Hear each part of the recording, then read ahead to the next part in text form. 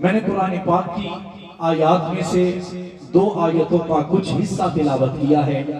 ایک آیت میں اللہ رب العزت کا قرآن کہتا ہے وَدَاعِيًا إِلَى اللَّهِ بِإِذْنِهِ وَسِرَاجًا مُنِيرًا۔ میں پوری آیت کی طرف نہیں بڑھوں گا، اس میں جو آخری 2 لفظ ہیں سراجًا منیرا، اس کے بارے میں بات کروں گا کہ سراجًا منیرا کے معنی کے لیے حضرت مولانا حکیم الاسلام قاری طیب صاحب قاسمی رحمت اللہ تعالی علیہ سے سوال کیا گیا کہ سراجًا منیرا کا معنی کیا ہے، مطلب کیا ہے؟ تو وہ فرمانے لگے سراجًا منیرا کا مطلب ہے روشن چراغ۔ کیا مطلب ہے؟ آپ تھوڑا جاگے انشاءاللہ، جیسا آپ چاہ رہے ہیں اسی طرف بھی آؤں گا، ذرا اونچی آواز سے۔ کیا مطلب ہے؟ سارے روشن چراغ۔ اب روشن کا مطلب بھی روشنی ہے، چراغ کا مطلب بھی روشنی ہے۔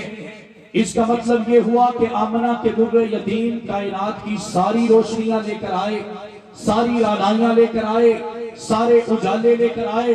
تو قاری طیب صاحب سے سوال کرنے والا پوچھتا ہے ذرا اس کی مثال بھی فرما دیجئے۔ تو قاری طیب صاحب نے فرمایا کہ اگر ہم اس زمین و آسمان کو روحانی کائنات تصور کر لیں تو ان ستاروں سے ہمیں بڑا علم حاصل ہوگا۔ اگر ستارے آسمان پر رات کو چمک رہے ہوں گے، ہر ستارہ دل کو بھاتا ہوا نظر آئے گا۔ لوگ ان ستاروں کے نیچے چارپائیاں لٹا کر ساری رات ان ستاروں سے باتیں کرتے ہوئے نظر آئیں گے۔ کسی کو بڑا ستارہ پسند ہوگا، کسی کو چھوٹا ستارہ پسند ہوگا، کسی کو ٹوٹتا ستارہ پسند ہوگا، کسی کو چلتا ستارہ پسند ہوگا۔ کوئی ستاروں کا علم رکھنے والا ان ستاروں سے فیض یاب ہوتا نظر آئے گا۔ ساری رات لوگ ان ستاروں سے باتیں کرتے ہوئے نظر آئیں گے۔ کوئی ان ستاروں سے محبت کرنے والا ناکام کوشش کر کے انہیں گنتا ہوا نظر آئے گا۔ ساری رات گزر جائے گی، علم حاصل کرنے والا علم حاصل کر جائے گا، چمک حاصل کرنے والا ان ستاروں سے چمک حاصل کر جائے گا۔ اپنے دل و دماغ کو محسوس کرنے والا ان ستاروں کو دیکھ کر محسوس ہوتا چلا جائے گا۔ لیکن ان ستاروں کی مقت اہمیت اور عظمت اور رفت اور بلندی تب تک رہے گی جب تک طلوع فجر نہ ہو جائے، جب تک صبح کا آغاز نہ ہو جائے، جب تک سورج نہ نکل آئے، تب تک ان کی عزت بھی ہوگی، ان کی عظمت بھی بیان کی جائے گی، ان سے علم بھی حاصل کیا جائے گا۔ لیکن جب طلوع فجر ہو جائے گا، ان ستاروں کی مقت ختم ہو جائے گی۔ وہ فرمانے لگے اگر اسی کائنات کو جسمانی کائنات تصور کر لیا جائے تو ان ستاروں میں ایک ستارہ حضرت آدم علیہ السلام کا بھی ہوگا، ایک ستارہ شیش کا بھی ہوگا، ایک ستارہ یوشع کا بھی ہوگا، ایک ستارہ دانیال کا بھی ہوگا، موسیٰ و عیسیٰ کا بھی ہوگا، ابراہیم و اسماعیل کا بھی ہوگا، ہارون و اسحاق کا بھی ہوگا، داؤد یوسف اور یعقوب کا بھی ہوگا، شعیب اور لوط کا بھی ہوگا۔ ستارے آسمان پر چمک رہے ہوں گے۔ اگر کسی کو روشنی چاہیے تو آدم روشنی بھی دیں گے، اجالا بھی دیں گے، یحییٰ بھی تقویٰ عطا کریں گے، حضرت داؤد بھی نعمتیں دے جائیں گے۔ اللہ رب العزت نے 1.25 لاکھ نبیوں کو عزتیں بھی عطا فرمائی، رفعتیں بھی عطا فرمائی، بلندیاں بھی عطا فرمائی، کتابیں بھی مل گئی، صحیفے بھی مل گئے، علاقے بھی مل گئے، جزیرے بھی مل گئے، ریاستیں بھی مل گئی، سلطنتیں بھی مل گئی، کتابیں بھی ملے، صحابہ بھی ملے، اہل بیت بھی ملے، عبادت بھی مل گئی، ریاست بھی مل گئی، عظمت بھی مل گئی، رفعت بھی مل گئی، بلندی بھی مل گئی۔ ہاں اگر کسی کو رستہ چاہیے تو یہ نبی رستہ بھی بتائیں گے، جنت کے رستے پہ بھی لگائیں گے، اللہ سے بھی ملوائیں گے، توحید بھی بتائیں گے، شریعت کے اصول بھی سکھائیں گے، محمد مصطفیٰ کا پتہ بھی دیتے چلے جائیں گے۔ لیکن یاد رکھیے گا ان ستاروں کی مقت بھی تب تک رہے گی، عظمت بھی تب تک رہے گی جب تک آفتاب نبوت بن کر، جب تک آفتاب ہدایت بن کر بدر الدجا، شمس الضحیٰ، آفتاب ہدا، نور ہدا، سرفراز رضا، تاجدار گرا، سید شیشہ، روح گلستہ، شمع فیروزہ، صاحب کل مکان، جانشین عبداللہ، جگر گوشہ عاملہ، امام حرم، حکمران عرب، قائد انسانیت، فخر کونین، صاحب کل مکان، سید الاولی، سید الاخری، اکرم الاکرمی، شفیع المسلمین، راحت للعاشقین، رحمت للعالمین، امام الانبیاء، فخر انبیاء، تاجدار انبیاء، خاتم الانبیاء، وجہ کائنات، مقصود کائنات، عبرت کائنات، وحدت کائنات، مودت کائنات، اخلاق کائنات، گفتار کائنات، للکار کائنات، جلوار کائنات، ہمت کائنات، قوت کائنات، جرأت کائنات، استقامت کائنات، طاقت کائنات، فصاحت کائنات، بلاغت کائنات، حسن کائنات، جمال کائنات، کمال کائنات، جلال کائنات، عزت کائنات، عظمت کائنات، رفعت کائنات، بلندی کائنات، आसरा कायनात, सहारा कायनात, खातमुन नबीयीन, इमामुल मुत्तकीन, इमामुल मुरसलीन, इमामुल अंबिया, फखरे अंबिया, ताजदार अंबिया, खातमुल अंबिया, हजरत मोहम्मद मुस्तफा सल्लल्लाहु अलैहि वसल्लम नहीं आएंगे तब तक इन सितारों की वक़्त भी होगी, अहमियत भी होगी, ये आप माथे का ताज भी होंगे, सर का ताज भी होंगे, माथे का झूमर भी होंगे। लेकिन फिर अल्लाह ने फैसला कर लिया कि कोई ऐसा आए जिसके आने के बाद कोई और ना आ सके, जिसके आने के बाद किसकी अहमियत बाकी न रहे, वक़्त बाकी न रहे, जरूरत बाकी न रहे। फिर अल्लाह ने फैसला किया कि मोहम्मद मुस्तफा सल्लल्लाहु अलैहि वसल्लम इस कायनात में आ चुके, सदाकत बता चुके, अदालत सिखा चुके, सखावत दिखा चुके, शुजाअत पढ़ा चुके, मोहब्बत दिखा चुके, सियासत और सियासत बता चुके, आमना के दुल्ला यतीम दुनिया में आ भी चुके और कायनात के जर्रे जर्रे पे छा भी चुके।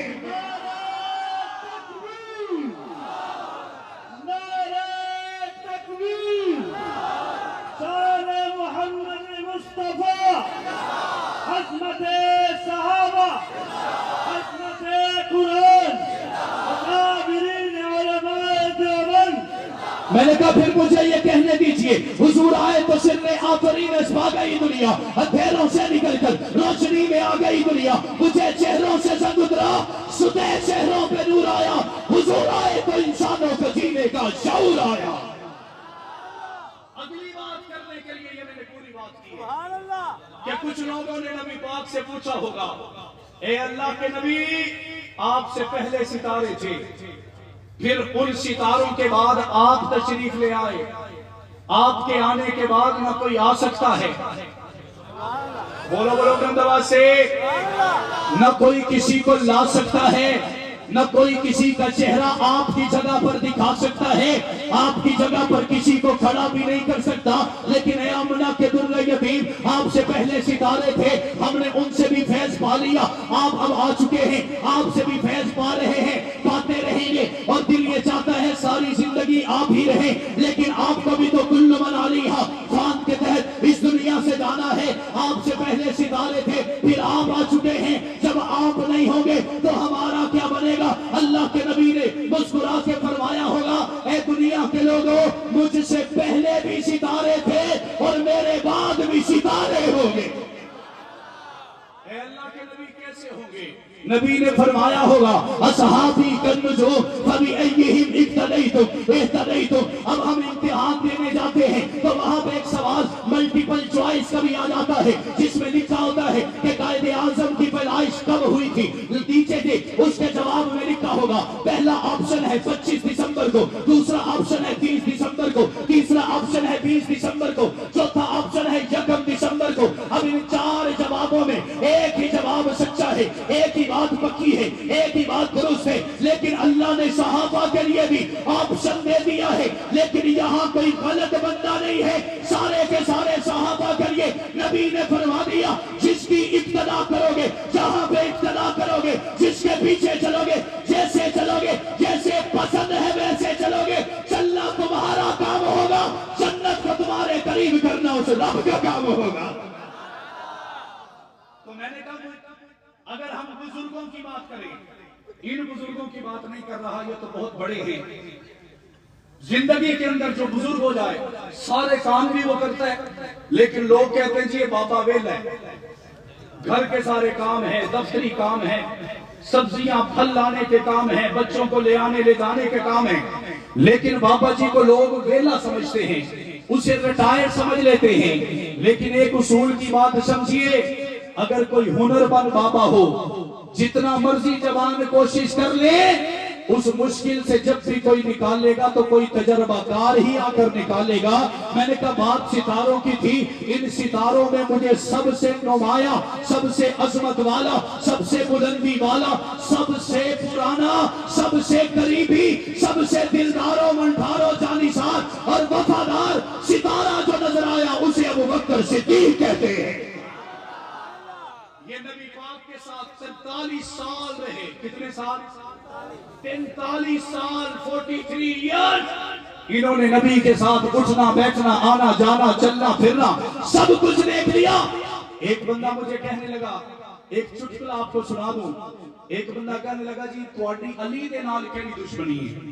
میں نے کہا سوال ہی پیدا نہیں ہوتا، ہم اور علی سے لڑیں؟ کہنے لگا نہیں، آپ نے دکھایا ہے کہ آپ علی کو نہیں مانتے. میں نے کہا میں علی کو نہ مانوں، میرے تو آباء و اجداد بھی مانتے ہیں اور میری تو آنے والی نسلیں بھی، میں ابھی سے گارنٹی سے کہہ سکتا ہوں وہ مانتی ہیں. کہنے لگا نہیں، جب غدیر خم کا موقع تھا اللہ کے نبی نے علی کو خلافت دی تھی، ہم نے خوشی منائی اور تم برا مان گئے. توجہ کیجئے گا، سمجھنے والی بات ہے. اللہ کے نبی نے غدیر خم کے موقع پہ علی کو خلافت دی، ہم نے اس پہ خوشی منائی، تم برا مان گئے. غدیر خم یہ 18 ذی الحجہ کو کہتے ہیں جب حضرت عثمان غنی کی شہادت کا دن ہے. اللہ تعالیٰ نے بات دل میں ڈالی تو میں نے اس سے پوچھا ذرا مجھے یہ تو بتاؤ کہ 18 ذی الحجہ کو یا غدیر خم کے موقع پہ کیا ہوا تھا؟ کہنے لگا نبی نے علی کو خلافت دی تھی. میں نے کہا ٹھیک ہو گیا، میں تھوڑی دیر کے لیے مان لیتا ہوں کہ نبی نے علی کو پہلا خلیفہ بنایا. کہنے لگا جی بالکل ٹھیک کہہ رہے ہیں. میں نے کہا میں سوال کرتا ہوں کہ اب وہ خلافت کہاں ہے؟ اب وہ خلافت بولے آپ، اب وہ خلافت کہاں ہے؟ چپ کر گیا. نیچے دیکھ کر کہنے لگا جی او حضرت ابو بکر کھس گئی تھی، وہ حضرت ابو بکر نے چھین لی ہے. میں نے کہا پھر آپ کا سوال ادھورا رہ گیا. ایک بندے کے پاس رات کو دولت آئی، وہ ساری رات اس پہ لمبی تان کے سوتا رہا، صبح جب اٹھا تو کوئی آگے اس سے دولت چھین کے لے گیا. اب میرا سوال یہ ہے کہ دولت آئی بھی اور چلی بھی گئی، آنے پہ خوشی بنتی ہے، اگر چلی گئی تو پھر خوشی بنتی ہے؟ کہنے لگا نہیں پھر تو رونا بنتا ہے. میں نے کہا جب خلافت آئی تھی اور آ کے ابو بکر لے گیا تھا، اب عید غدیر کا جشن نہیں بنتا بلکہ ماتم بنتا ہے. کیا بنتا ہے؟ کیا بنتا ہے؟ اب یہ ایک جگہ پہ رکتے نہیں ہیں. اس نے اگلی بات کر دی، کہنے لگا جی چلو اس بات کو چھوڑتے ہیں، اگلے سٹیپ پہ چلتے ہیں. میں نے کہا وہ بتا دو. کہنے لگا ابو بکر اور عمر نے نبی پاک سے زبردستی خلافت لی. نعوذ باللہ، نقل کفر کفر نباشر. ابو بکر اور عمر نے نبی پاک سے زبردستی خلافت، اور بولو یا ذرا بلند آواز سے، لی. میں نے کہا ٹھیک ہے چلو خلافت زبردستی لے لی جو ان دونوں نے اپنی بیٹیاں دی. خلافت تو زبردستی لے لی ہے، اب یہ جو بیٹیاں دی ہیں اس کے بارے میں کیا خیال ہے؟ وہ کہنے لگا یہ بھی زبردستی، یہ بھی زبردستی. میں نے کہا میرا اگلا سوال یہ ہے کہ خلافت بھی زبردستی لے لی، بیٹیاں بھی زبردستی دے دی، اب یہ دونوں ابو بکر و عمر جو ساتھ دنیا کی جنت میں سوئے ہیں، اس کے بارے میں تمہارا کیا خیال ہے؟ کہنے لگا یہ بھی زبردستی، یہ بھی. میں نے کہا اب 4 چیزیں ہو گئی ہیں. ابو بکر نے پہلے خلافت علی سے چھینی، پھر ان دونوں نے مل کر نبی سے چھینی، نعوذ باللہ. اس کے بعد انہوں نے زبردستی بیٹیوں کے رشتے بھی دے دیے اور پھر زبردستی دنیا کی جنت میں ساتھ سو بھی گئے. کہنے لگا بالکل آپ ٹھیک کہہ رہے ہیں. میں نے کہا وہ پاگل کے اندھے، اس وقت تیرا علی کہاں تھا؟ یہ تمام کاروائی جب ہو رہی تھی تو تیرا علی کہاں تھا؟ میرا علی تو اتنا بزدل نہیں ہے، کیونکہ اہل نظر کی آنکھ کا تارا علی علی، اہل وفا کے دل کا سہارا علی علی. رحمت نے لے لیا مجھے آغوش نور میں، جب جب میں نے دل سے پکارا علی علی. اب جب آپ کچھ نہ آیا تو میں نے کہا او بدبخت، اگر علی سے ابو بکر نے خلافت لے لی، نبی پاک سے بھی لے لی، بیٹیاں بھی دے دی اور دنیا میں جنت کے اندر جا کے یہاں سو گئے، کل قیامت کا دن ہوگا، اللہ رب العزت فیصلہ کریں گے، تو دیکھتا رہ جائے گا. ابو بکر اور عمر ادھر بھی جنت میں چلے جائیں گے، علی المرتضیٰ کو بھی ساتھ لے جائیں گے، محمد کے نغمے سناتے ہوئے چلے جائیں گے. جائیں گے یا نہیں جائیں گے؟ جائیں گے یا نہیں جائیں گے؟ ایک بات حضرت ابوبکر کے حوالے سے کر کے آپ حضرات سے اجازت چاہوں گا. میں نے مولانا ثناء اللہ صاحب شجابادی کی کتاب سیدنا صدیق اکبر کے حوالے سے پڑھی, میرے قدموں کے نیچے سے زمین نکل گئی. وہ فرمانے لگے ابوبکر وہ ہے جس نے زندگی کی نبی پاک کو پہلی سب سے بڑی خوشی عطا کی ہے. وہ کیسے؟ میں نے کہا وہ کیسے؟ وہ فرمانے لگے نبی پاک ابا کے بیٹھ میں تھے, ابا چلے گئے, پھر بے در پہ ان کے والد کے بعد اماں بھی چلی گئی, دادا بھی چلے گئے, پھر چچا بھی ان سے جدا ہو گئے. ساری زندگی بکریاں چراتے رہے, ساری زندگی مشقتیں اٹھاتے رہے, محنتیں کرتے رہے, لیکن جب حضرت نبی پاک 24 سال کی عمر میں ہوئے, حضرت خدیجہ الکبریٰ نے جو ابوبکر کی ہمسائی بھی ہے, رشتہ دار بھی ہے, ایک ہی گلی ہے, ایک ہی محلہ ہے, مدینہ مکہ شہر ہے, خانہ کعبہ قریب ہے, آپس میں رشتہ داری بھی ہے. حضرت خدیجہ نے بلا کر کہا کہ اے ابوبکر میں نے تجھ سے ایک بات کرنی ہے. ابوبکر بھی کپڑے کے تاجر ہیں, خدیجہ بھی کپڑے کی تاجرہ ہے. اب یہ دونوں رشتہ دار آپس میں اکٹھے ہوئے. حضرت خدیجہ کہتی ہیں اے ابوبکر تجھے پتا ہے کہ پہلے میرے 3 نکاح ہو چکے ہیں, لیکن اس وقت میں کسی خاوند کے پاس بھی نہیں ہوں, اور اس وقت مجھے 6 گھروں سے, بڑے بڑے عالی شان گھروں سے رشتے آ رہے ہیں. میرے ساتھ رشتے کرنے کی خواہشوں کا اظہار ہے. حضرت ابوبکر صدیق پوچھتے ہیں اے میری بہن پر مجھ سے کیا سوال کرنا چاہتی ہے؟ حضرت خدیجہ نے کہا اے ابوبکر مجھے بتا میں کیا کروں, 6 گھروں سے رشتے آئے ہیں. ابوبکر نے کہا اے بہن جس طرح جہاں جیسے جس کے ساتھ تمہارا دل کرتا ہے اس سے تم نکاح کر لے, اس میں مسئلہ ہی کیا ہے؟ خدیجہ کہنے لگی ایک طرف وہ 6 رشتے ہیں, دوسری طرف اے ابوبکر میرا دل چاہتا ہے کہ میں نکاح کروں تو تیرے یار محمد مصطفیٰ سے کر لوں. روایات میں آتا ہے کہ حضرت خدیجہ الکبریٰ نے جب یہ فرمایا, حضرت ابوبکر صدیق نے کہا میرے لیے کیا حکم ہے؟ انہوں نے کہا میں چاہتی ہوں میری طرف سے تو رشتہ مانگنے جائے. ایسے نہیں, سارے محبت پہ بلند آواز سے میری طرف سے رشتہ تو مانگنے جائے. کوئی کالا کافر یہ کہے ابوبکر مال دیکھ کے آیا تھا, عجائدات دیکھ کے آیا تھا, عہدہ منصب دیکھ کے آیا تھا, وہ بدبخت ہو. ابوبکر تو تب تھا جب محمد رسول بھی نہیں تھے, جب محمد پیغمبر بھی نہیں تھے, جب محمد نبی بھی نہیں تھے. ابوبکر تو تب بھی تھا. آج کائنات نے دیکھ لیا محمد رسول ہے تو ابوبکر اب بھی موجود ہے. حضرت خدیجہ الکبریٰ کی طرف سے رشتہ مانگنے حضرت ابوبکر آئے. نبی پاک کو جو اس وقت صرف محمد تھے, انہیں آ کر کہا کہ اے محمد تیرے لیے رشتہ خدیجہ الکبریٰ کی طرف سے آیا ہے جو عرب کی سب سے امیر تاجرہ ہے. انہوں نے فرمایا میرے چچا سے بات کرو, وہ میرے وڈیرے ہیں, بڑے ہیں. ان سے جب جا کے بات کی وہ حیرت میں مبتلا ہو گئے, ہمارے بھتیجے کے لیے رشتہ ہے, کیا کیا جائے؟ آقا نے فرمایا آپ بڑے ہیں, جو فیصلہ کریں. بات طے ہو گئی, اس سے اچھا رشتہ اور کہاں سے آئے.